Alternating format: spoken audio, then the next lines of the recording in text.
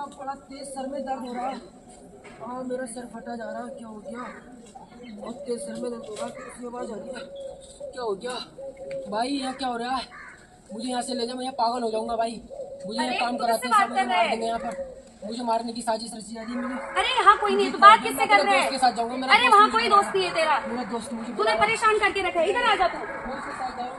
वहाँ कोई नहीं है, यहाँ पे हो जा, बैठ जा यहाँ पे। मेरा सर में दर्द एक्टर है वो। ओ कंचन, आई कहाँ रह गई? कंचन इतनी देर से आवाज लगा रही है, आई नहीं रही है। आती ही होगी, कुछ काम कर रही होगी अपना। क्या कर रहे हैं आप लोग? मुझे मारना चाह रहे हैं क्या? नहीं मुझे क्यों देख रहे हो? नहीं देख रहे हम आपको। मुझे आप पर शक हो रहा है। नहीं, हम आपसे कोई बात नहीं मेरे कर बारे रहे। में साजिश करके मुझे मारना अरे खाना चाहते हैं, क्या हो गया? मारना चाह रही है। तुझे क्यों मारेंगे वो लोग?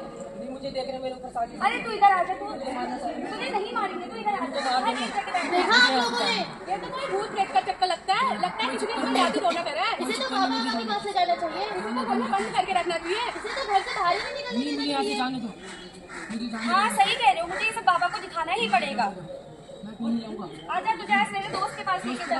हाँ दोस्त के पास कहाँ लेके पर है दोस्त मेरा? कहाँ पर है वो?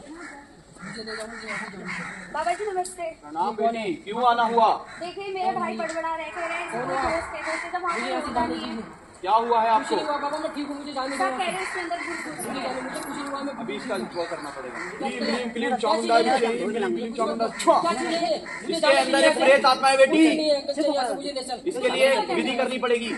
जो मैंने तुम्हें सामग्री बताई है वो सारी शाम को इसकी विधि कर देना। अभी मैं इसका झाड़ फूंक कर देता हूँ। ये मुझे मार देंगे, ये मुझे मार देंगे। कंचन मुझे कोई नहीं मारेगा, तो ठीक हो जाएगा।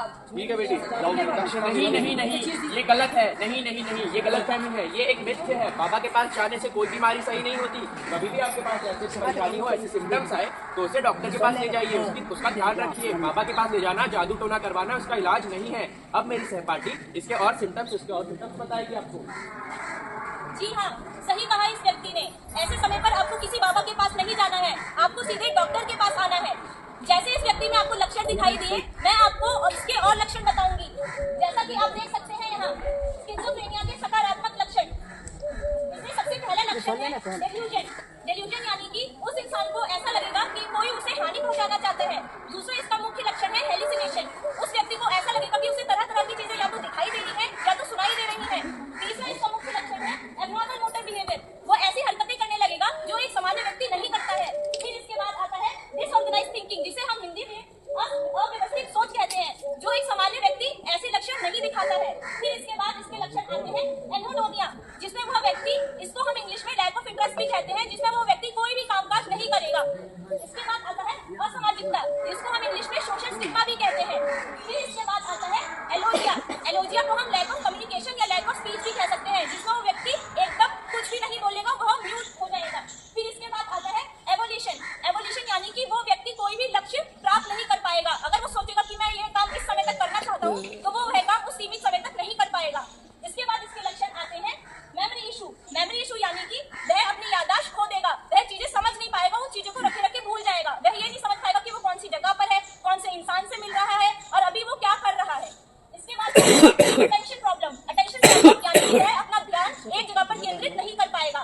इसके बाद इसका अंत लक्षण है decision making difficulty. Decision making difficulty यानी कि वह कोई भी काम ठीक तरीके से नहीं कर पाएगा और वो अपना ध्यान एक जगह पे केंद्रित नहीं कर पाएगा।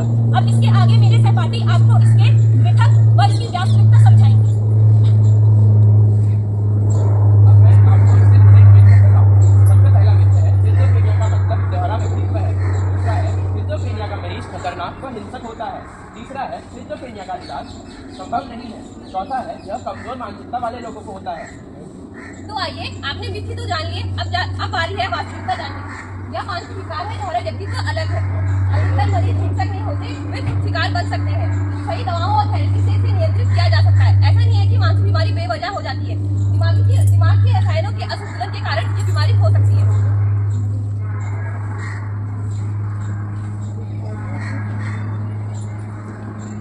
अगला प्रश्न।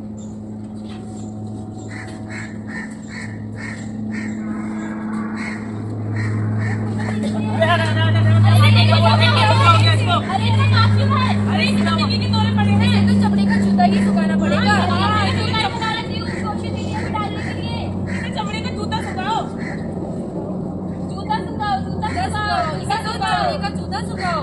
नहीं नहीं नहीं, ये गलत फहमी है, ये मिथ्या है। जूता सुंघा के किसी का मिर्गी का दौरा कैसे सही हो सकता है? तो एकदम सरासर गलत फहमी है। कभी भी किसी को मिर्गी आती है उसे खुला छोड़ दे, उसे ठीक से रखें, उसके आसपास कोई भी हानिकारक वस्तु हो तो उसे हटा दे। अगर किसी को बार बार मिर्गी आ रही है तो उसे डॉक्टर के पास ले जाए। ऐसी गलत फहमियां ना दोहराए। जूता चप्पल सुंघा के कुछ नहीं होता। अब मैं आपको इससे जुड़ी और भी सब बताऊंगा। मिर्गी एक मानसिक बीमारी है। यह डिसऑर्डर सिर्फ बच्चों में होता है। मिर्गी का दौरा पड़ने पर उसे रोकना चाहिए। दूषित पानी या भोजन से यह पागलपन है। अब तो आइए अब हम बात करते हैं वास्तविकता के बारे में। दौरे के दौरान मस्तिष्क में असामान्य गतिविधि से व्यक्ति का वास्तविकता से संबंध टूट सकता है। दौरे के दौरान व्यक्ति को भ्रम हो सकता है। व्यक्ति अपनी स्थिति को सही से पहचान नहीं पाता। सीजर को नियंत्रित करने के लिए दवाइयां मददगार होती है।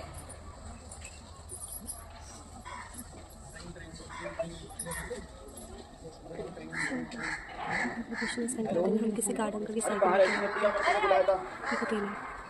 हेलो, और मैं तुमसे एक बात बताना चाहता हूँ। अब हम तुम्हारे बीच साथ नहीं रह सकता। मजाक मत करो यार। नहीं, मैं तुम्हारे साथ नहीं रह सकता। कल मेरी शादी है, मैं जा रहा हूँ। हट जाओ। नहीं ऐसा नहीं कर सकते, मैं तुमसे बहुत प्यार करती हूँ। नहीं, मुझे हट जा। मुझे छोड़ के नहीं जा सकते। तुम लोग तो मैं तुमसे बहुत प्यार करती हूँ। तुम लोग बहुत सारे नहीं, ऐसा नहीं हो सकता। मैं तुमसे बहुत प्यार करती हूँ। आ गई कल मुझे अपने मुंह का लगा रखे। बोला था ना उसके चक्कर में मत पड़। नहीं, मुझे वही चाहिए। 1 साल बाद।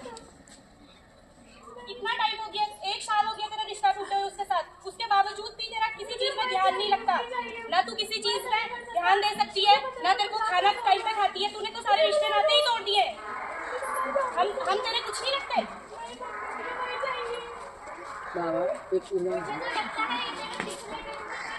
अगर तू मेरी दोस्त ना होती तो मैं तुझे बोलती भी नहीं। मैं नहीं रह सकती उसके बिना। मैं मर जाऊंगी, मर जाती हूँ।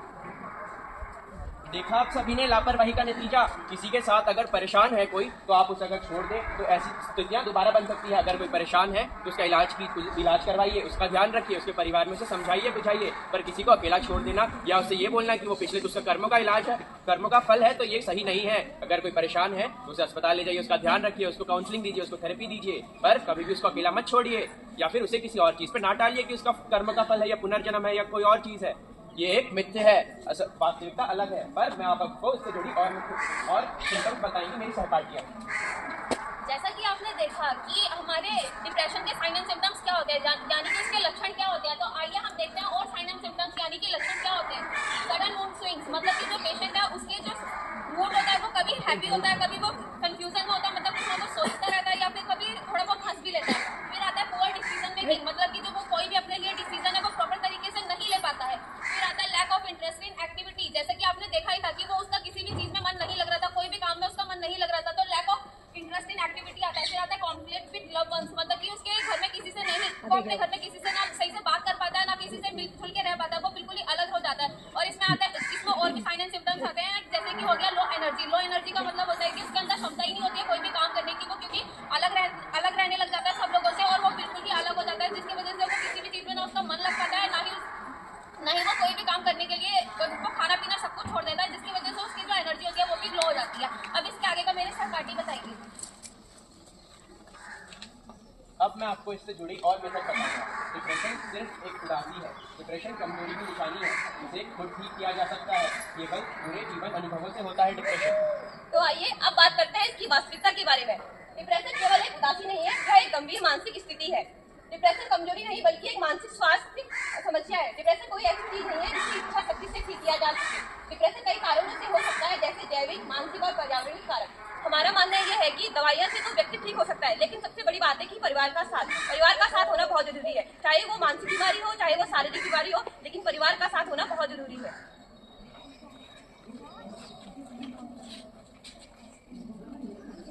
अगला दृश्य, इमरान बेटा खाना खा ले, जल्दी आ जा। इमरान देखिए, इमरान का पापा सुन नहीं रहा। क्या हो गया? ये खाना खाने नहीं आ रहा। इमरान, बेटा इमरान, जल्दी आओ नीचे खाना खाने। मैं नहीं आऊंगा, मैं नहीं खाऊंगा खाना। आ रहा है? तू नहीं आ रहा है? मैं ऊपर आऊँ? तुम्हारे साथ खाना खाऊंगा मैं। तो किसके साथ खाएगा? मोदी के साथ मीटिंग है मेरी आज, वहीं बैठ के खाना खाऊंगा मैं। तू आज जल्दी नीचे आएगा वरना मैं ऊपर आ मैं नहीं जाऊंगा। आऊंगा। अरे आजकल ये बहुत परेशान करने लग गया है, इसको तो बांध के रखना पड़ेगा। लाओ रस्सी लाओ, इसको बता दो क्या करके खाने लगाता हूँ आज। बहुत हो गया इसका। जब 4 दिन पर खाना नहीं मिलेगा ना, इसकी अकल ठिकाने आ जाएगी। ला बात से तुम जानते नहीं, सबको फंसवा दूंगा मैं। हो तू जो सब बात है मेरी, छोड़ दो मुझे, जाने दो। इसको 1 हफ्ते तक खाना मत देना, कमरे बंद कर दो इसे। नहीं नहीं नहीं, ये एक गलत फहमी थी, ये एक मिथ्य था। आप सभी ने देखा, अगर कोई परेशान हो रहा है, कोई सिम्टम्स दिखा रहा है, कोई ज्यादा हाइपर एक्टिव है, उसे बांधना या उसे खाना देना उसका उपचार है? नहीं, ये एक गलत फहमी है। अगर कोई ऐसा कर रहा है उसे डॉक्टर के पास ले जाइए, उसे समझाइए बुझाइए, पर मारना पीटना और खाना ना देना इसका इलाज नहीं है, ये एक मिथ्य है। अब मैं आपको इससे जुड़े और मिथ्य बताऊंगा। मानसिक बीमारी कुछ नहीं होता, लोग बस ढोंग करते हैं। ऐसे लोगों को मार पीट कर ठीक किया जाता है।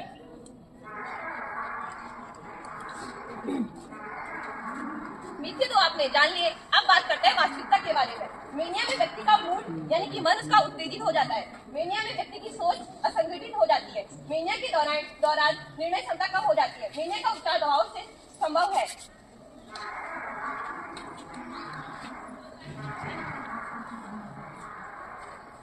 तो जैसे कि आपने दृश्य में देखा कि मेनिया किसे कहते हैं और इसमें व्यक्ति के अंदर क्या क्या लक्षण आते हैं। अब मैं आपका ध्यान इसके अन्य मुख्य लक्षणों पर केंद्रित करना चाहूंगी, जिसमें पहला है डिक्रीज स्लीप नीड, यानी कि जो व्यक्ति इस बीमारी से जूझ रहा होता है वो पूरी तरीके से सो नहीं पाता, नींद नहीं लेता, उसे निद्रा नहीं आती। नेक्स्ट है हाई सेक्सुअल ड्राइव, जो उसकी यौन ड्राइव होती है, जो क्षमता होती है वो कम हो जाती है। अगला है इम्पल्सिव बिहेवियर, वो हमेशा गुस्से में रहता है, उससे किसी भी काम के लिए बोला वो पूरी तरीके से ढंग से उसे नहीं करता है, हमेशा एंगर शो करेगा या फिर गुस्से में रहेगा। इसके बाद है मोर टॉकेटिव देन यूजुअल, जैसे कि आपने अभी देखा कि वो कितनी बड़ी बड़ी बातें कर रहा था, तो ये भी एक मुख्य लक्षण होता है हमारे मेनिया का, जिसमें वो जरूरत से ज्यादा बातें करता है और इतनी बड़ी बड़ी बातें करता है।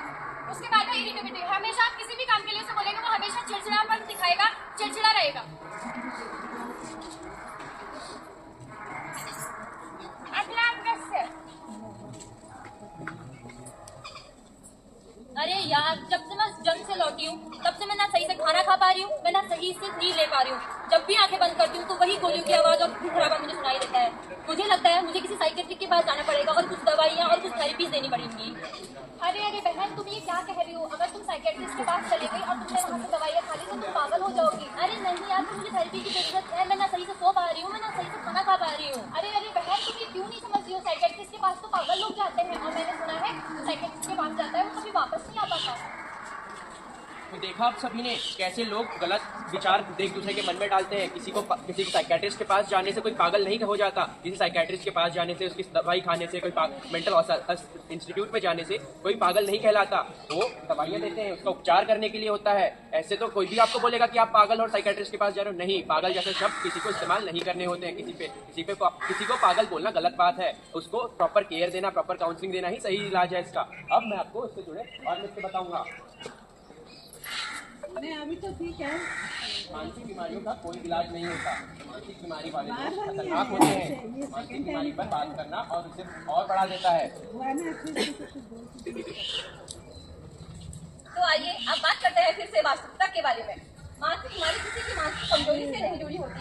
मानसिक बीमारियों का इलाज संभव है, जैसे कि थेरेपी, दवाइयाँ और सामाजिक समर्थन। यह एक भ्रांति है, ज्यादातर मानसिक बीमारी वाले लोग किसी के लिए खतरा नहीं होते। हम बड़ी आसानी से बोल देते हैं कि ये तो पागल है, लेकिन हम अंदाजा भी नहीं लगा सकते कि हम आसानी से बोल देते हैं कि वो पागल है, लेकिन हम अंदाजा नहीं लगा सकते कि वो किस मानसिक परिस्थिति से जूझ रहा है। तो सबसे पहले एक अच्छे इंसान होने के नाते, एक जागरूक नागरिक होने के नाते हमें उसे समझना होगा और उसका साथ देना होगा।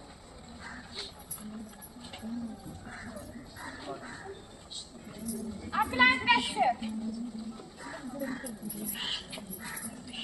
क्या है ये मानसिक बीमारी? मानसिक बीमारी इधर देखो, मानसिक बीमारी क्या होता है? Depression, anxiety.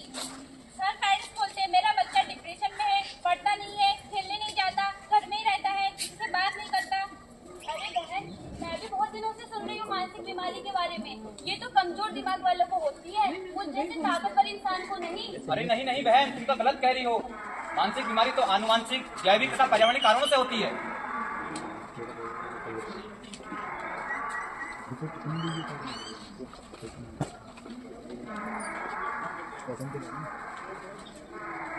जैसा कि आप लोग देख सकते हैं, एक साइड ये इंसान जिसका ये अपने परिवार से दूर है। हमारा परिवार जो हमारे जिंदगी में एक मुख्य भूमिका निभाता है। जैसे आप देख रहे हैं, परिवार से दूर रहेंगे वो इंसान उतना ही दुखी होता है। और इस साइड देखिए, जैसे ही परिवार के साथ है उतना ही सुखी परिवार होगा। आजकल मानसिक बीमारी का मुख्य कारण यही है कि सब अपने जीवन में बहुत व्यस्त हैं, जिससे वो अपने परिवार पे ध्यान नहीं दे पाते। तो इसीलिए हमें हमेशा अपने परिवार पे ध्यान देना है, उनके साथ रहना है, चाहे बुरा वक्त हो चाहे अच्छा वक्त हो, ताकि उनकी मानसिक स्थिति पे कोई प्रभाव ना पड़े।